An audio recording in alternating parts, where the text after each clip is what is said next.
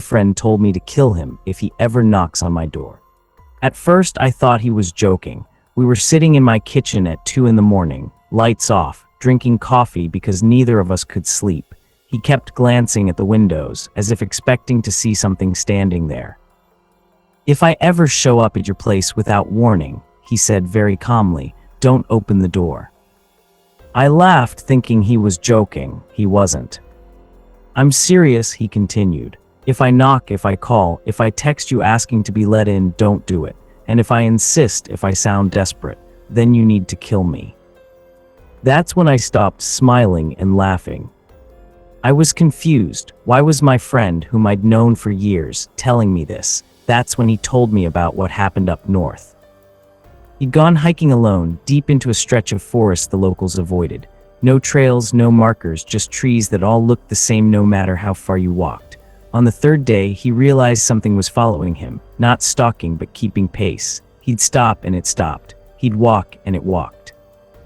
When he finally saw it, it stood between two trees, half hidden, as if it hadn't yet decided what form to take.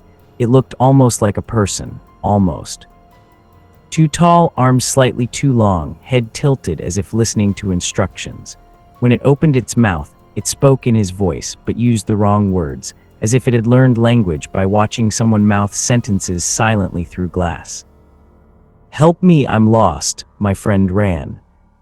That night it stood outside his tent and practiced.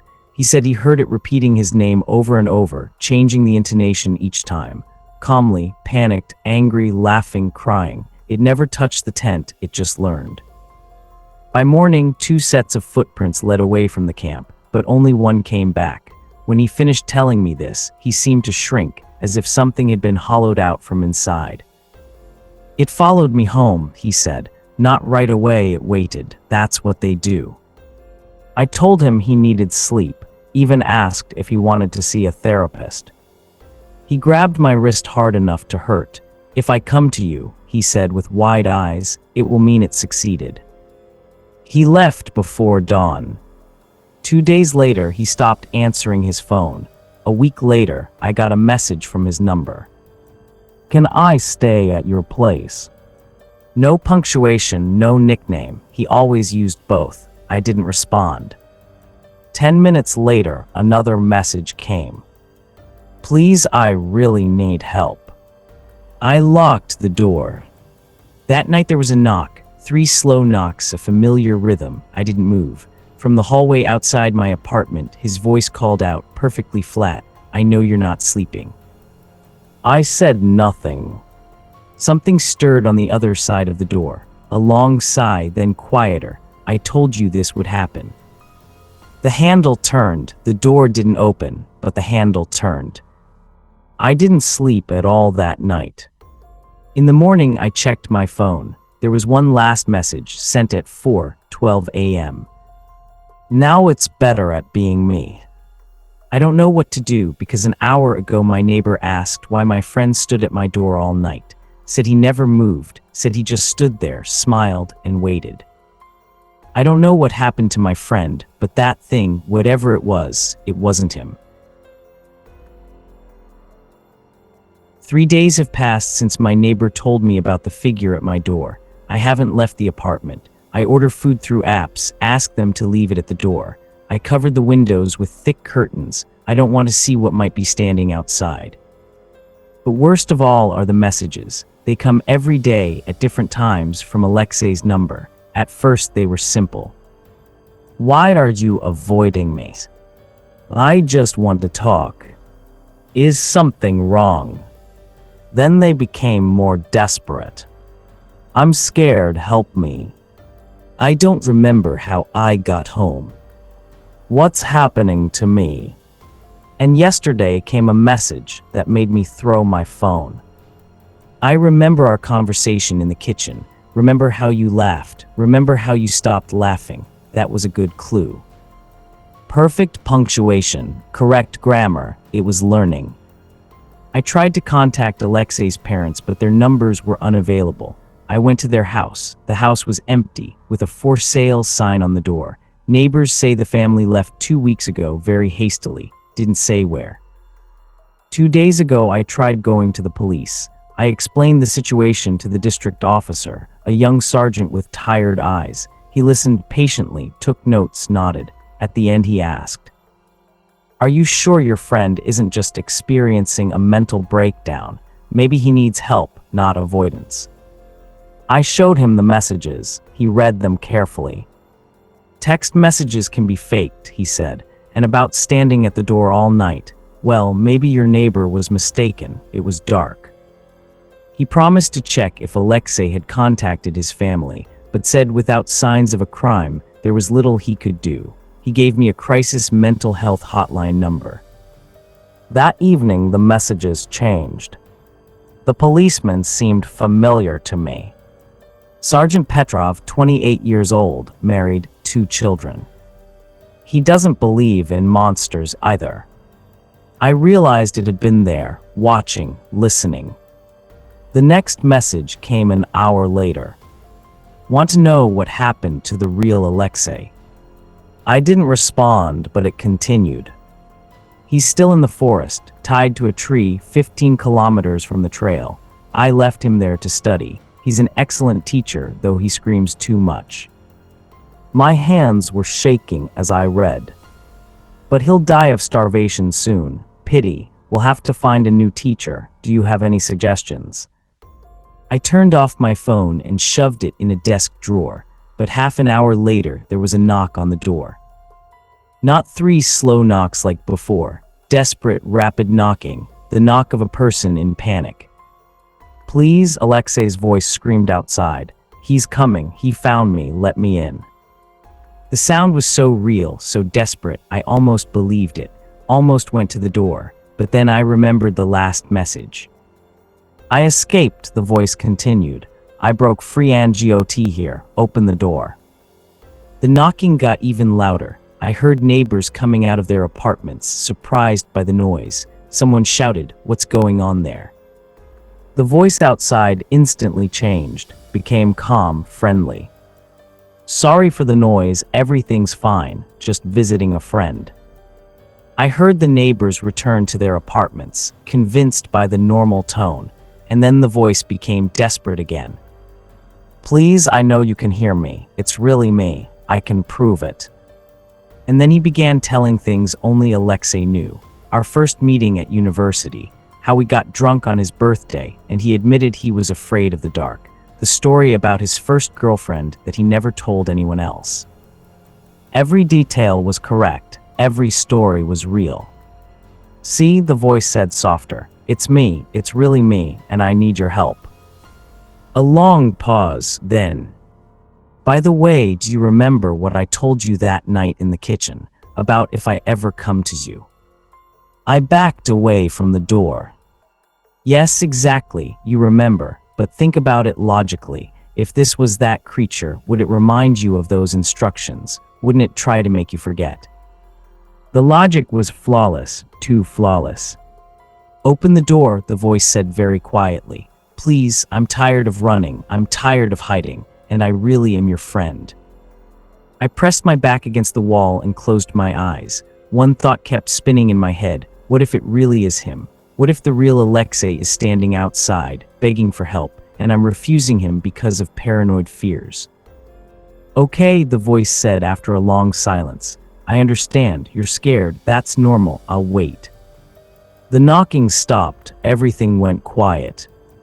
I sat by the wall until morning, listening. No sounds. At 7 a.m. I carefully approached the peephole and looked out. The hallway was empty. But at the door lay a note, written in Alexei's handwriting. "I know you're afraid to open the door, but think what's worse, letting in a friend who might be a monster, or leaving outside a friend who will definitely die without help. Meet me on the roof at midnight. If I don't come, call the police and say you found a body in the forest on the northern trail.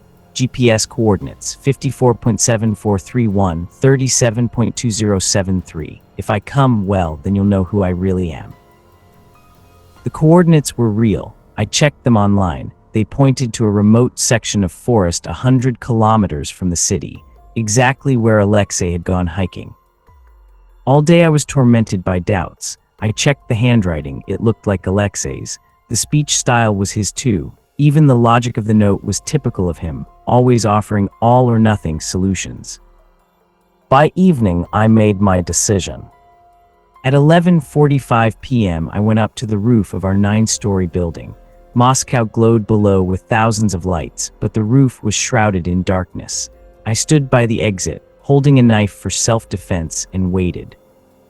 At midnight, the door to the roof opened.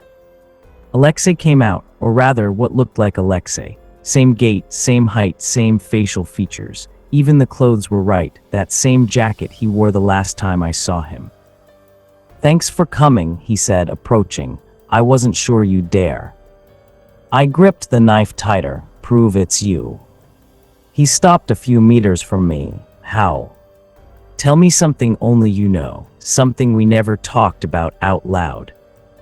Alexei thought, then smiled, that same crooked smile I'd known since university. "You're in love with Katia from accounting," he said. "For 6 months now. Every time she comes into our office, you find a reason to go to the printer near her desk. You never told me, but I saw how you look at her." It was true, I really hadn't told anyone about my feelings for Katia. "Mort, you still sleep with the teddy bear your mom gave you when you were 5. You keep it in the closet and take it out when you're feeling especially bad, including when we fought over Alia 2 years ago." My heart stopped. Nobody knew this, nobody at all. "How do you?" "Because I'm your best friend," Alexei said softly, "and because I've been watching you long enough to notice the little things." He took a step closer. "And also because I've been breaking into your apartment while you sleep." Blood froze in my veins. "What?" His smile grew wider. "Several times. Wanted to make sure you weren't planning to harm me. Wanted to study you better. Learn your habits, your fears, your secrets." The voice stayed the same, but something in the intonation changed, became mechanical. "You're a very interesting specimen," he continued. "So predictable in some things, but so complex in others. For example, you always check the locks twice before bed, but forget to close the bathroom window. Very convenient for entry." I stepped back. "You're not Alexei." "Of course I'm Alexei," he said, taking another step. "I'm just an improved version, more attentive, more observant, more honest." His eyes reflected the city lights, but the reflection was wrong, too bright, too uniform. "The real Alexei would never break into my apartment." "The real Alexei was weak," he replied. "Too many fears, too many doubts. I corrected those flaws." "Where is he?" "In a safe place, being studied." "Is he alive?" "The definition of life is subjective." I raised the knife. "Get away from me." Alexei, or whatever it was, tilted his head, the way the real Alexei did when he was interested. "You know what's most interesting about people? You always choose the worst option. Even when you have all the information, you still— "What are you talking about? You could have let me into the apartment. It would have been quick, painless. Instead, you chose this place. The roof, 9th floor. No one will hear if you scream. No one will see if you fall." He took another step, a very unfortunate choice. I tried to run to the door, but he was faster, much faster than a human could be. In one movement, he was between me and the exit. "Where are you rushing?" he asked with that same crooked smile. "We're just getting to know each other." I swung the knife, but he easily caught my wrist. His grip was cold and unnaturally strong. "Aggression," he noted, as if recording observations. "Interesting. Alexei said you weren't capable of violence. More proof that he didn't know you well." "Let me go." "I can't. I have questions." He twisted my wrist, and the knife fell to the roof with a metallic clang. "For example, why are humans so attached to individuality? Why does it bother you so much that someone could replace you?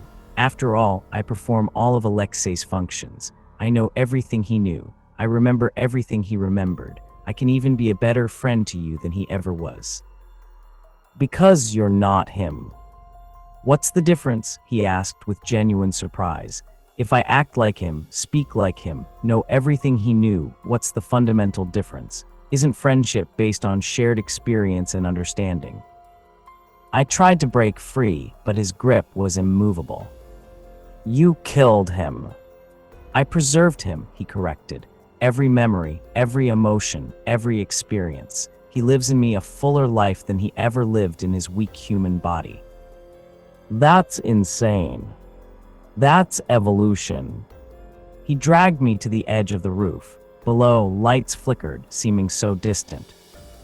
Last question, he said. If I gave you a choice, become me voluntarily or fall from this roof, what would you choose? Go to hell. He laughed, and the laugh was absolutely identical to Alexei's laugh. That's also an answer.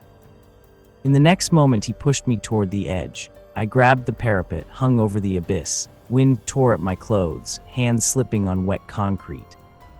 Help me, I screamed. He leaned over me. Of course, but first you need to understand something important. What? You think I'm a monster, but look at the situation objectively. Which of us two caused Alexei more pain? I gave him immortality.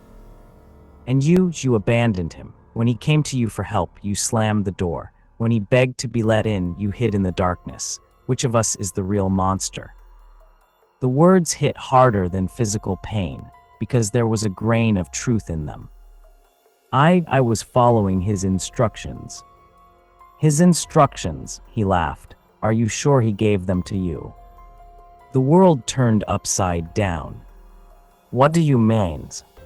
Think, when exactly did he tell you this story? After he returned from the forest, after he met me, after I had already started studying him. Fingers began to slip. You're saying that I gave the instructions, through him, to make sure that when I came for you, you'd be ready to resist. Resistance makes studying more interesting. No. Think of it as a compliment. I spent months preparing this experiment, studied you both, planned every step. You're participating in something grand.